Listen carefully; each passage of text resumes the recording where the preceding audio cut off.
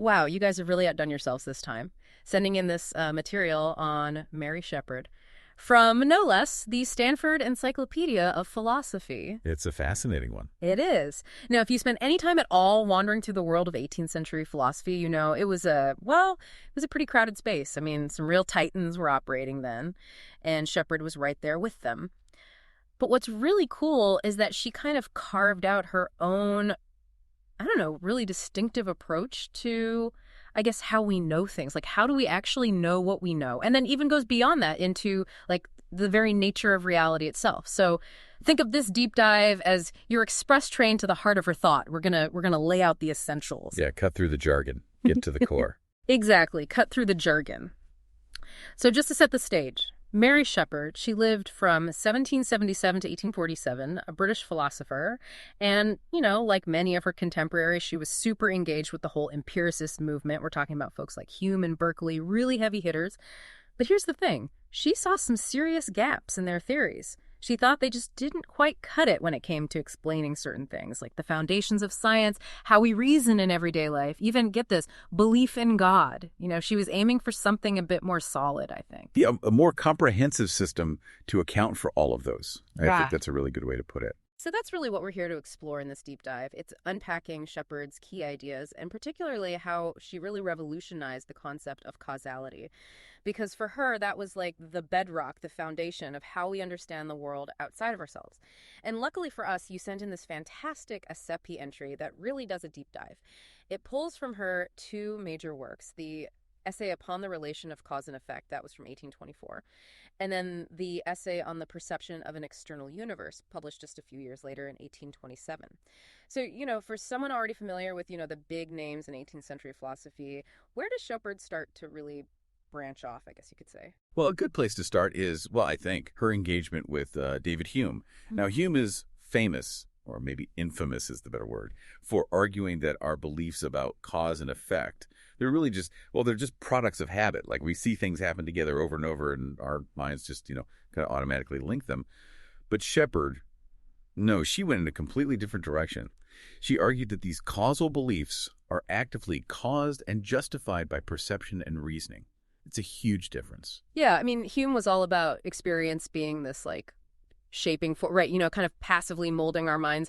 But Shepherd is saying, no, there's something more active going on. Like, we're not just sponges. Our perception and our ability to reason, they're deeply involved in how we grasp this whole cause and effect thing. And it wasn't just the whole habit thing she disagreed with Hume about, right? Didn't she also push back on his skepticism about abstract ideas? Oh, absolutely. Hume, he was really skeptical about the whole notion of abstract ideas. He basically questioned whether they even made sense. Yeah. But for Shepherd, no, abstract ideas were like essential tools. Yeah. Not just for science, but even for doing philosophy itself. I mean, trying to think about, I don't know, justice or beauty or truth without using some kind of abstract thinking. Right. You can't. All right, so we're seeing her kind of taking on some of these core Humean ideas. But let's dig into her big claim about cause and effect. The SP entry highlights how she says this relationship involves, efficacy, necessity, and simultaneity. So for a philosopher, you know, looking at her work, like in the context of her time, what's really, I guess, radical about these three elements? Okay, well, you've got to remember the kind of philosophical climate at the time. Hume had just, he pretty much demolished this idea of a real necessary connection between cause and effect. So for Shepherd to come along and say, hold on, there's this efficacy at play, like a cause actually has the power to bring about its effect. It's not just, you know, a correlation. That was a big deal. And necessity, too, the idea that a cause must produce its effect under the right circumstances. Yeah. It's pushing back against Hume's skepticism. And then the simultaneity piece, that's fascinating. It's different. Most philosophers then, and even now, they thought about cause and effect as, you know, a sequence of events. One thing happens, then another. But Shepherd is saying, no, they kind of come into being together. And that suggests a very different metaphysical picture. It's like they're intertwined, right? Not just like a chain reaction. Exactly. And then there's her essentialism. The idea that, well, objects have these fundamental capacities, these powers that define what they are. Right. For someone, you know, deep into metaphysics, how would Shepherd's essentialism kind of compare to other essentialist views out there? Well, it has some echoes of like the old Aristotelian view. You know, Aristotle talked about natural kinds having specific forms and capacities. But Shepherd's focus, it's really on how these essences, how these fundamental powers are revealed through, well, through causal interactions. Right. And that actually connects in some interesting ways with more recent developments in philosophy of science, like theories that emphasize dispositions or powers as it being these really fundamental properties of things. It's a shift away from just focusing on how things appear, their superficial qualities, and towards trying to understand their inner nature, the part that makes them act the way they do. So it's not just about what we see, but like what a thing is capable of, its potential. Okay, this is where things get really interesting, especially for anyone thinking about like the foundations of metaphysics. Let's unpack her causal principle, or, CP for short. It's this idea that everything that begins to exist has to have a cause. I mean, that's a pretty big statement. How did she go about trying to prove something so, well, fundamental? Yeah, she really tackled this head on. Her argument is, well, it's pretty classic. She says, just imagine an object suddenly popping into existence out of absolutely nothing. For her, and I think this is pretty intuitive, that idea is just, well, it's inconceivable. It doesn't make sense.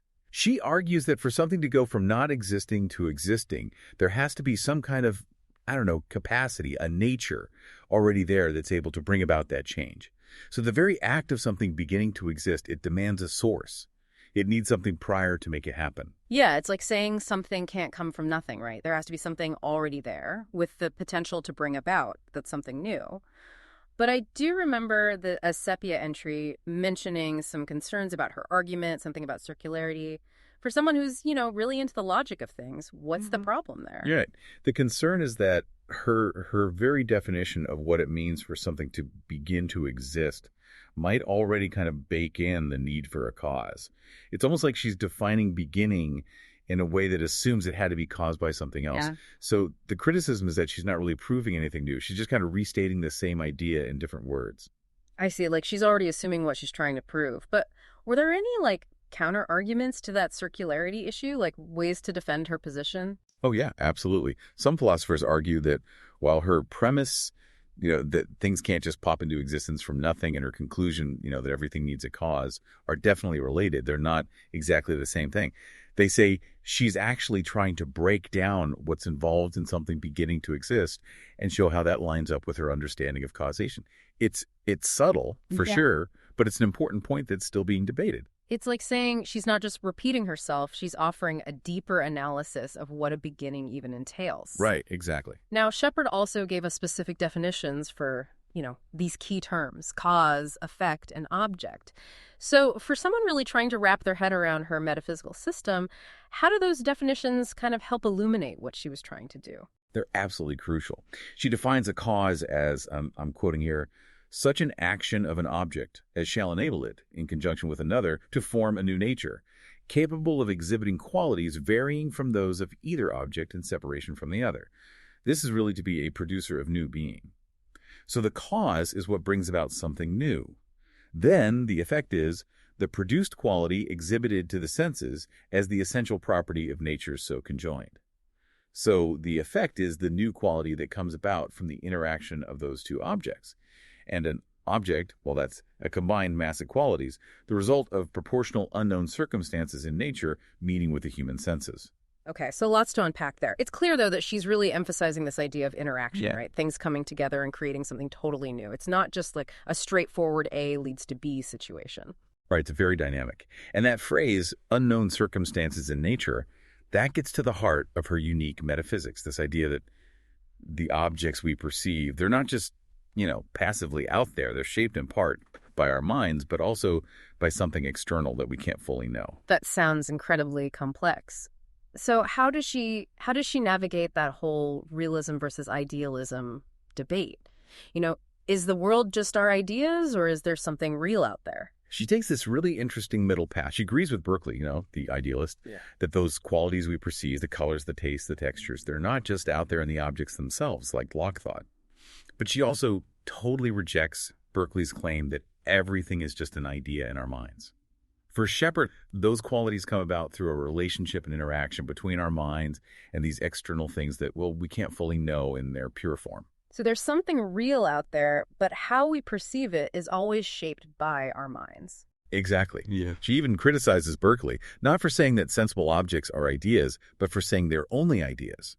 For her, he missed the external piece of the puzzle. That's a subtle distinction. So if these qualities aren't just in the objects themselves, what are these pre-existing entities that kind of, I don't know, give rise to them? The entry mentions objects, natures, or powers.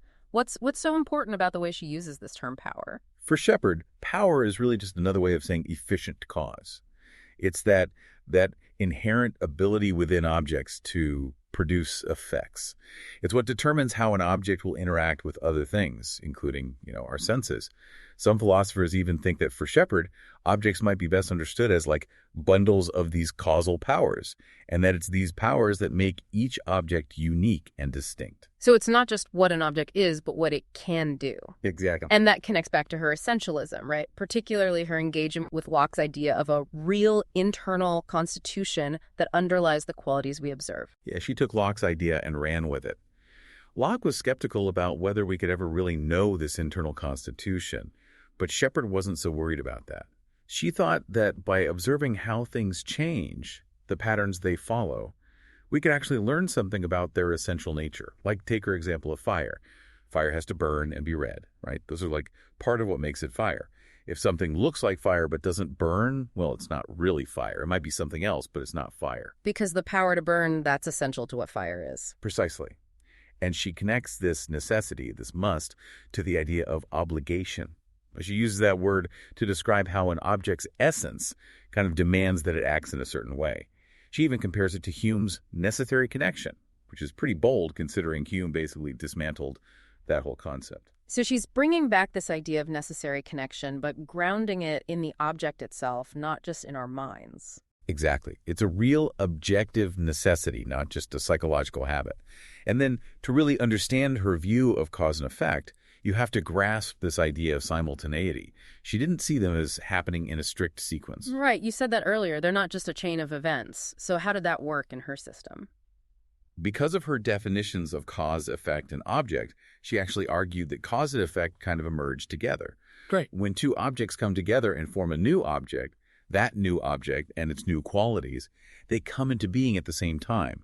She even says that in their union, cause and effect are but different words for the same essence. So they're not just linked, they're intertwined. It's a much more, holistic view of causality. I think that's a good way to put it. Okay, so that was a lot on her first causal principle. And now let's move on to her second one, the causal similarity principle, or CSP.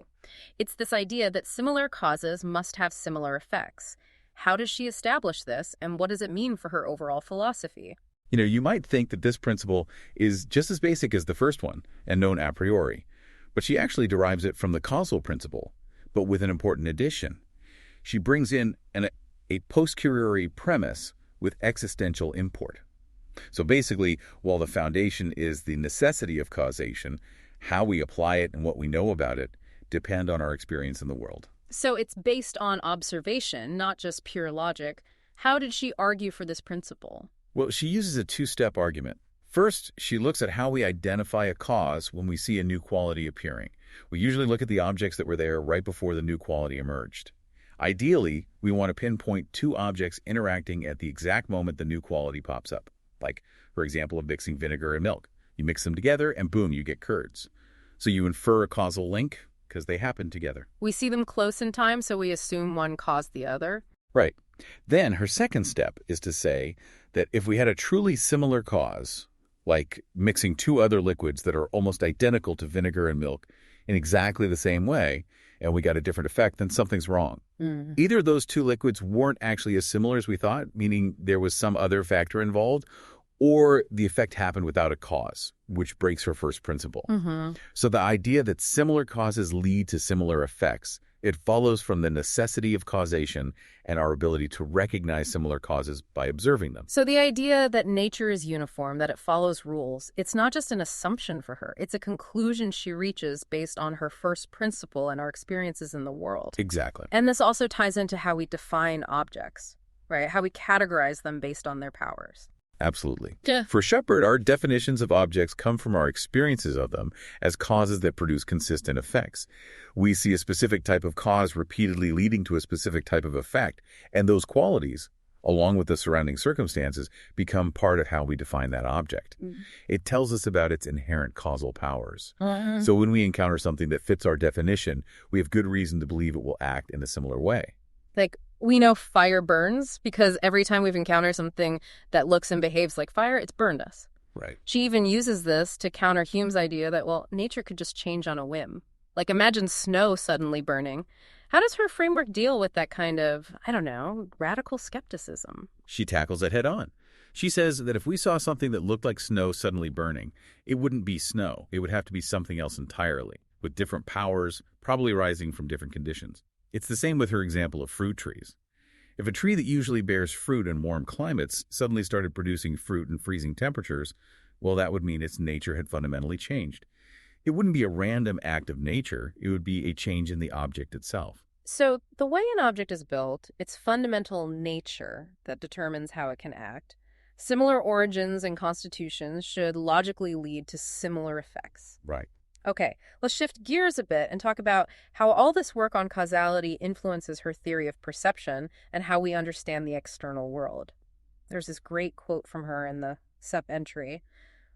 Reason does establish this beautiful and certain proposition, which is the foundation of all our knowledge, that like causes must ever produce like effects. It's clear that reason is a big deal for her. How does she see it working in this context? Yeah, this is where she really diverges from Hume. Remember, Hume thought custom and habit were the primary drivers of our causal beliefs. Shepherd, though, puts reason front and center. She believed that our grasp of these causal principles, which comes from some function of reason, is way more certain and reliable than Hume gave it credit for. So it's not just blind association, there's a deeper understanding going on. Exactly. But there is some debate about exactly how we come to know the causal principle in her system. The entry mentions different interpretations. Is it a product of reason itself? Do we arrive at it through thought experiments? Or is it maybe more like an intuition, a self-evident truth, kind of like what some people say about Reid's philosophy? It sounds like there's room for different readings. Yeah, philosophers are still figuring that part out. Okay, and this understanding of causal principles, it feeds into her view of perception itself. She wasn't totally on board with Reid's view either, was she? What was different about her account? All right, Reid saw sensations as mostly passive triggers that kind of automatically lead our minds to form ideas and beliefs about external objects. But Shepherd defines perception as a consciousness of sensation, a sensation taken notice of by the mind. So she's emphasizing a more active role for the mind. It's not just receiving input, it's actively paying attention and processing what it's sensing. So there's the raw sensation, but also our mind's engagement with it. Exactly. But how does this active process lead to knowledge of a world outside our minds? You know, a world that exists whether we're perceiving it or not. She says there are two parts to perception. First, there's that immediate awareness of sensations happening together, like how we see, hear, and feel things all at once in a way that makes sense. Then there's this crucial understanding that some of these sensations are caused by things out there in the world, things that are different from the sensations themselves. This understanding, she argues, comes from inference. We see patterns in our sensations, how they happen in a certain order, how they go together, and we infer there must be some underlying causal structure out there producing those patterns. It's like we're detectives piecing together clues from our senses to figure out what's really out there. Yeah, that's a good way to put it. And she uses this idea that the relationships between our sensations reflect the relationships between their external causes. Like she uses the analogy of the London diorama to explain this. What do you think, for a philosopher concerned with how perception represents the world, what's the value of that kind of analogy? I think it helps show how the structure of our sensory experience can match the structure of the world, even if we don't know everything about what's causing those sensations. Like in the diorama, the arrangement of the buildings mirrors the arrangement of the real buildings in London, even though the diorama buildings are made of different stuff. So our sensations, they reflect the arrangement and interaction of things in the world, even if the underlying reality is a bit mysterious. Exactly. It's not about perfect resemblance, but about a correspondence in structure. And that structure is what allows us to gain real knowledge. Okay, so we've got this framework of causality and perception. How does Shepherd use this to explain our basic beliefs about the world? You know, things like the continued existence of objects, that they exist outside our minds, and that they exist even when we're not looking at them. These are like classic philosophical problems. Right. and she tackles each of them head-on. For the belief in continued existence, she points to the fact that we often have repeated sensations of what seems like the same object. Like you see your house every day. So you infer that there's a continuous cause, the house itself, that persists even when you're not looking at it. It's simpler to assume the house is still there than to think a new house pops into existence every time you look away. It's like Occam's razor, right? The simplest explanation is usually the best. Exactly. And for the belief in external existence, that things are out there and not just in our minds, she differentiates between inward existence and outward existence. Yeah. Inward existence is the mind's general capacity for sensation, while outward existence is what actually causes a specific sensation.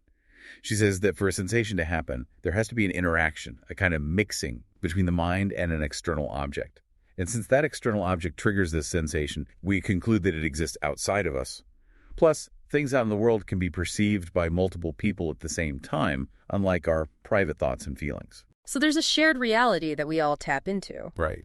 But the hardest one, I think, is the belief that objects exist independently of our minds, that they're still there with all their properties even when no one's looking. How does she deal with that? She uses a few different arguments. One is that objects often seem to change even when we're not observing them.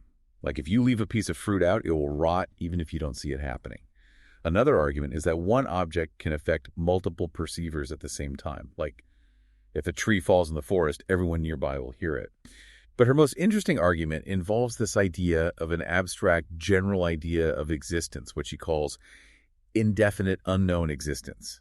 This abstract concept allows us to think about things existing even when we're not perceiving them, and independently of any particular mind. So it's like we have this concept of existence that goes beyond our immediate experience. Exactly. Now, we can't talk about knowing the external world without talking about dreams. How did Shepherd respond to the idea that our waking life might just be one long, elaborate dream? Oh, she knew that was a big challenge. She acknowledged that dream sensations can feel very real. But she pointed out some key differences. Dreams tend to be limited and less controllable than waking life. In our waking state, we can interact with things, test them out, and see if they behave in a consistent way. We can kind of verify our perceptions through action. She admits that we can't absolutely prove we're not dreaming, but she argues that our waking experiences have a coherence and a reliability that dreams lack. So it's more probable that we're awake than that we're dreaming. Right. She essentially says that's the only real basis for hardcore skepticism. I can see why she was so influential. Okay, last but not least, let's touch on her views about the mind, body, and self. What were her thoughts on these big philosophical topics? She defined the mind broadly as the capacity for sensation. That includes all kinds of conscious experiences, thoughts, feelings, everything. It's interesting, she doesn't use the word substance a lot, but she kind of treats the mind as if it has some substance-like qualities. She says it's a continuous subject that persists through all our different experiences, even when we're in dreamless sleep. And this continuity, she suggests, points to the mind being, in a way, eternal. So the mind is more than just a bunch of fleeting mental states. It has a kind of permanence. Right. And then, for the relationship between mind and body, she argued that they're distinct. She pointed to the fact that they have very different kinds of experiences, like a rock can't feel pain, but a mind can. She defines matter as the capacity for solid extension that we perceive, and also the capacity for motion that we can't directly perceive. But importantly, she says mind and matter don't have essences that are fundamentally incompatible. She sees mind-body interaction as the realization of their mutual capacities when they come together, like in a living organism. It's like they complete each other, in a way. Yeah, I think that's a good way to see it. And what about the self? You know, that sense of being a single, continuous person over time. How did she understand that? She saw the self as an individual capacity for sensation that kind of sits behind all the specific sensations we experience. It's something enduring and distinct from the ever-changing flow of our conscious experience. For her, a self is complex. It has both physical and psychological powers. And our sense of being the same person over time, she argues, that depends on the enduring nature of our mind and the power of memory. Memory allows us to be aware of the continued existence of both our mind and body. She even speculated about what happens to the mind after death, acknowledging that we can't be sure if individual consciousness continues or not. She really covered a lot of ground. Okay, so for a philosopher encountering Mary Shepherd's work for the first time, what would you say are her most significant contributions? Like, what makes her stand out? Well, I think her biggest contributions are, first, her effort to combine empiricism and rationalism.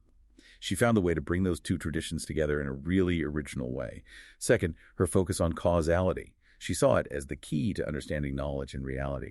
And third, her view of perception as a relationship between the mind and the world.